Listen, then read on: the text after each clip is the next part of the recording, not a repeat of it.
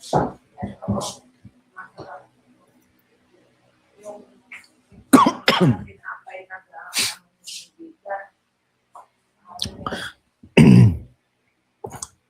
araw mga kabataan, mga OFW, at lahat ng patriotiko nating kababayan. Welcome back to #WalkWithLan.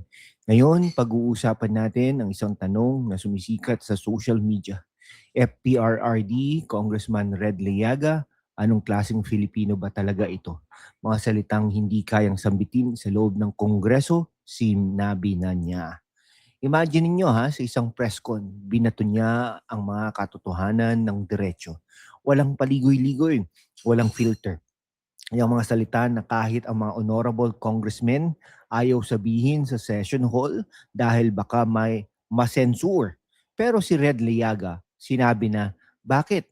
Dahil para sa kanya, ang katotohanan ay hindi dapat itago sa formal na etiquette kung ang bayan ang inaalayawan. Today, ilang mga minuto ang deep dive natin. Facts, context, at critical na pag-aanalisa. Walang scripted drama, puro substance. Kung ready ka sa truth bombs, like na agad at mag-stay tuned, let's go. Una, kilalanin natin ang tao. Si Red Leaga o Reden Noble Leaga, hindi basta politician. Businessman siya from Antipolo, 2nd District. Nag-umpisa sa hirap, nagtrabaho habang nag-aaral, hindi sumuko sa pangarap. Ngayon, aspirant siya for Congress o local leadership.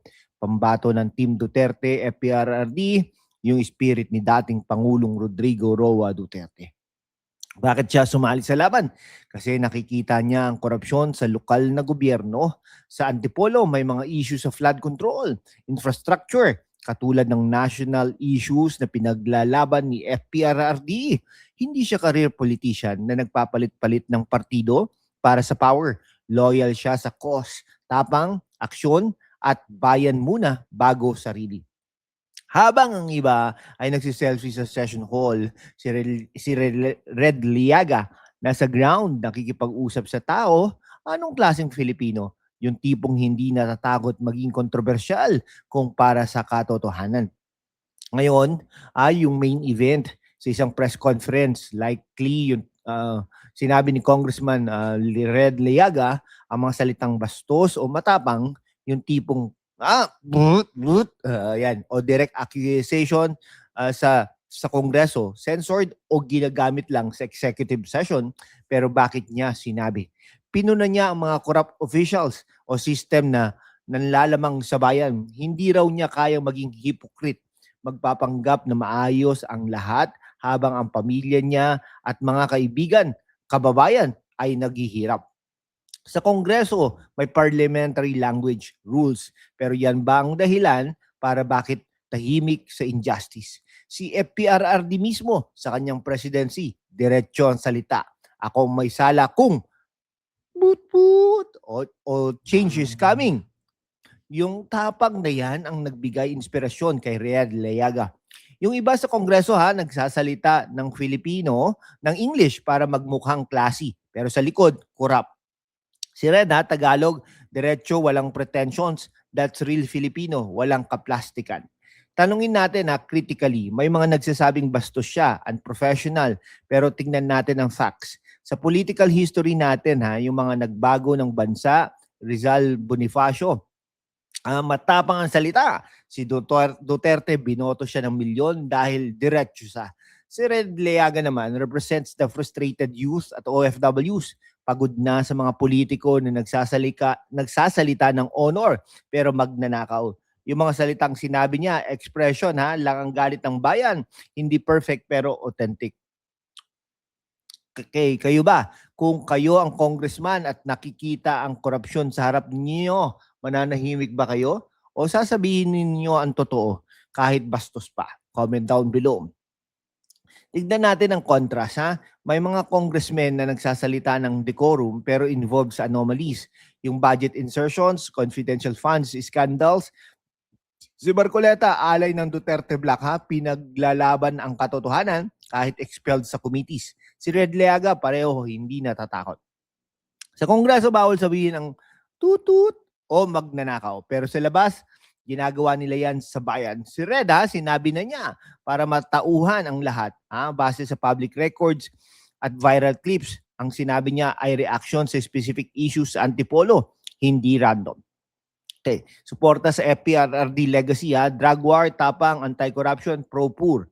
Mga kabataan, kayo ang future. Pagod na ba kayo sa fake news at scripted speeches? Si Red Liaga at FPRRD Black, reminder na may mga leader na totoong lumalaban. Sa OFWs, kayo ang backbone ng ekonomiya pero ignored sa politics.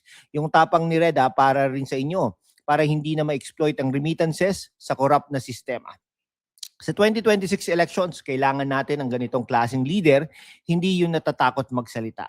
Mga kababayan, sa mundo kung saan ang kasinungalingan ay nangingibabaw ang katotohanan ng unang sinisikil. Pero kasama kayo, magpapatuloy tayo sa laban, walang takot, walang kinikilingan, at laging handa para sa bayan. Sumali na sa aking YouTube channel membership sa #WalkWithLan at tulungan natin ang channel na maabot ang 100,000 subscribers. Ang inyong suporta ang susi sa kalayaan natin para ipagpatuloy ang pagbabalita ng katotohanan. Okay, so anong klase? Pilipino ito, si Red Liaga, no? Para sa akin, yung tunay, yung matapang, yung pro-bayan, tulad ni former President Rodrigo Roa Duterte. Diba? Wala naman nagsasabing perpekto dahil hindi naman perpekto. Pero mas mabuti na yun kaysa mas marami ang drug addicts sa streets. Nakakatakot minsan, di ba? Minsan may pupunta na lang sa jeep, Pag doon sa jeep, tititigan ka, hindi mo alam kung anong bang nangyayari. Mga addict pala. Diba? Hindi siya perfect pero tumahimik ang ating buhay noong mga panahon ni Pangulong Rodrigo Roa Duterte. Yan po kaya nga po, ginagaya rin siya ni Congressman Red Liaga, no? Okay? Hindi lang po sa salita, kundi siguro sa action. Yan po maganda. Kaya po pagdating ng 2028, si Vice President Sara Duterte, siya pong ating sinusulong para bumuti ang ating bansa. Kasi kung mas mabuti ang ating bansa, mas maganda po ang ating sasalaubin sa mga pagdating po sa ganito. Mga kababayan, maraming salamat po sa inyo. Salamat sa panonood hanggang sa dulo.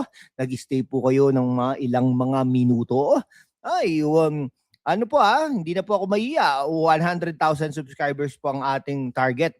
Sana po makuha po natin. I-like po, i-comment your thoughts. Comment your thoughts. Team Red Liaga ba kayo? O Team Tutut? Share sa mga kaibigan, subscribe at join the membership. See you in the next video. Laban para sa bayan. Laban lang para sa bayan. God bless the Philippines. Mabuhay po ang Pilipinas.